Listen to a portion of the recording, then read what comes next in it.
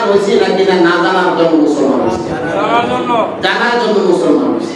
তাহলে একটা প্রত্যেকটা মসজিদের মধ্যে ইমাম সাহেব এলান করে বলে যে আপনারা একটু বসেন, কোরআন শেখানো হবে, আপনারা একটু বসেন, মাসলা মাসাইল একটা মুযাকারা করা হবে, আপনারা একটু বসেন, আপনাদেরকে হজের একটু মুযাকারা করা হবে, আপনারা একটু বসেন, সামনে কুরবানি আসতেছে, কুরবানি অনেক পশুর অনেক মাসলা মাসাইল রয়েছে, এগুলো বলা হবে, একটু বসেন।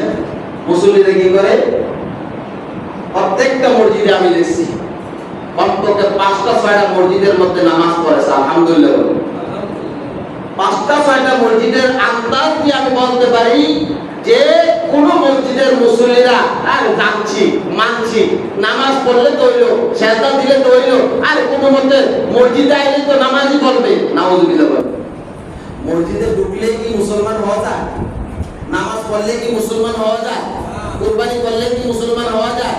হজ করলে কি মুসলমান হয়ে যায়? ঈমান না থাকলে কোনো কিছুর কি নাই, মূল্য নাই, দাম নাই, ফায়দা নাই। আল্লাহর হাবিব সাল্লাল্লাহু